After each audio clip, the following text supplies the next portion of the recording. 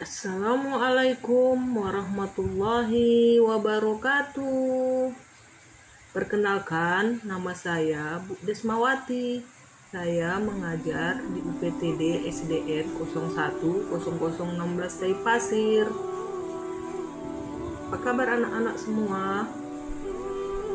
Sebelum kita memulai pelajaran, terlebih dahulu marilah kita membaca doa sebelum belajar.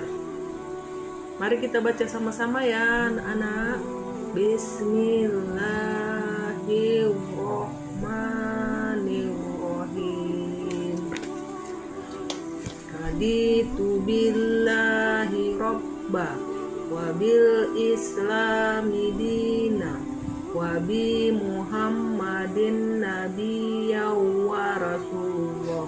Rabbi zidni ilman warzuqni fahman, yang artinya aku ridho Allah sebagai Tuhanku, dengan Islam sebagai agama dan Nabi Muhammad sebagai Nabi dan Rasul.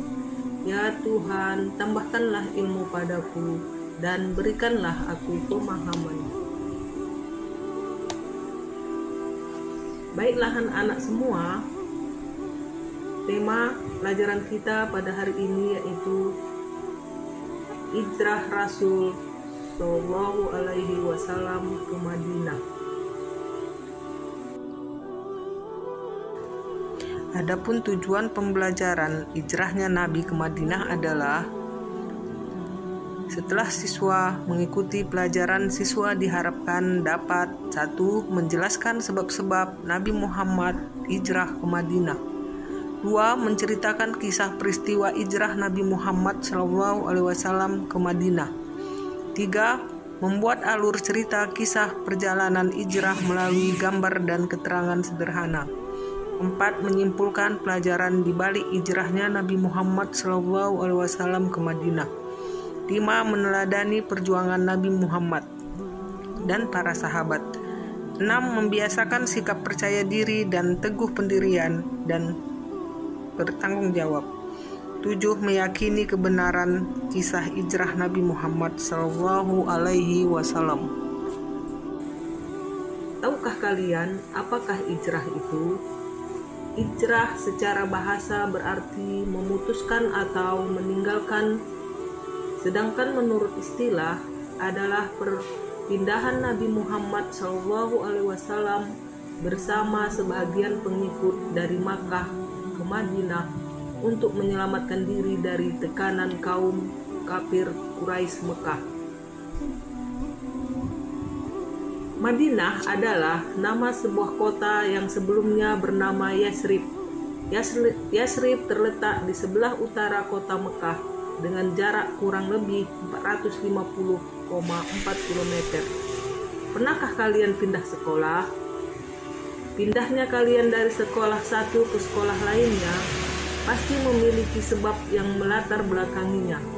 Demikian juga dengan Nabi Muhammad SAW ketika memutuskan hijrah ke Madinah, diawali beberapa peristiwa yang menjadi penyebab pendorongnya, antara lain adalah 1. Dakwah Rasulullah Shallallahu Alaihi Wasallam di Makkah kurang berkembang karena penolakan orang kafir Quraisy. 2. Peristiwa Baiat Aqabah serta permintaan penduduk Madinah agar Nabi Muhammad SAW tinggal bersama mereka dan akan membantu untuk berdakwah. 3. Perintah Allah Subhanahu wa Ta'ala untuk berhijrah sudah turun kepada Nabi Muhammad Sallallahu Alaihi Wasallam. Selanjutnya, kita akan belajar perjalanan kisah hijrah Nabi Muhammad sejak persiapan berangkat sampai tiba ke Madinah. Yang pertama yaitu Ali bin Abi Thalib menempati tempat tidur Nabi Muhammad Sallallahu Alaihi Wasallam.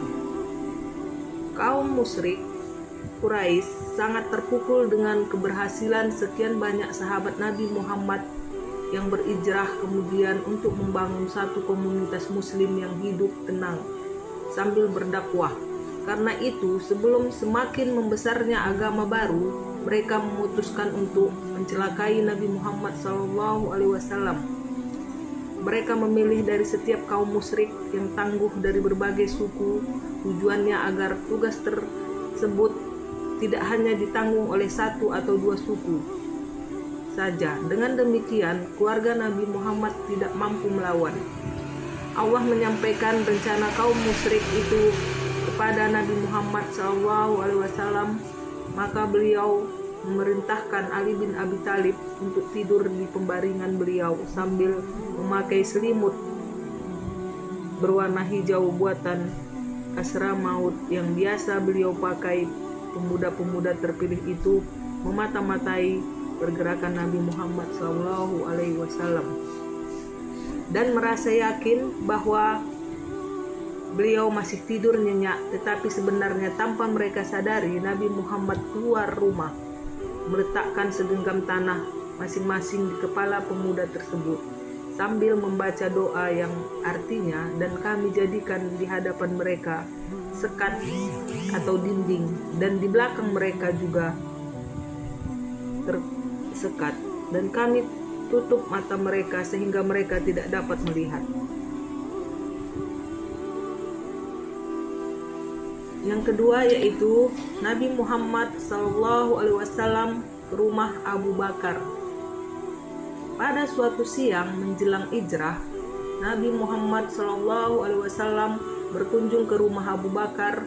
Ketika masuk ke rumah, beliau meminta hanya berdua dengan Abu Bakar. Nabi Muhammad SAW menyampaikan pada Abu Bakar bahwa beliau telah mendapat izin untuk hijrah.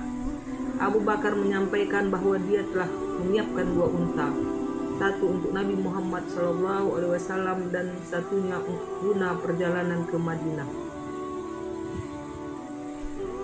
Dia juga menghubungi Abdullah bin Quraikib untuk menjadi penunjuk jalan.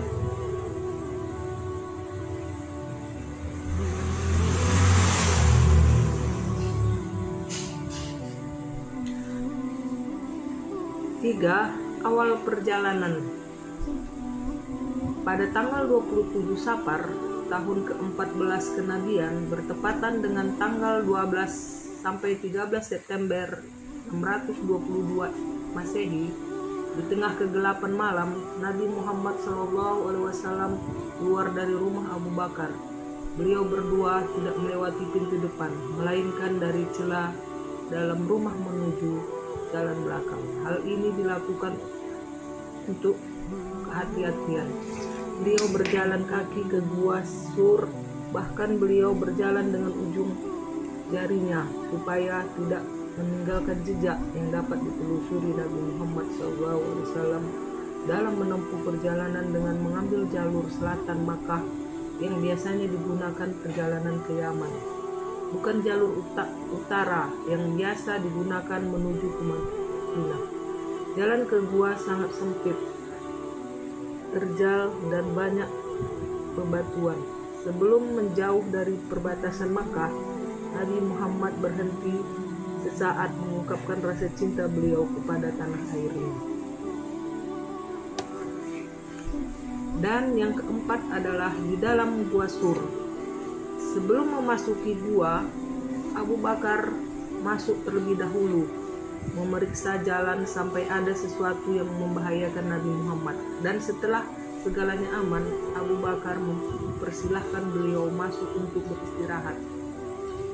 3 malam lamanya Nabi Muhammad bersama Abu Bakar menginap di dalam gua.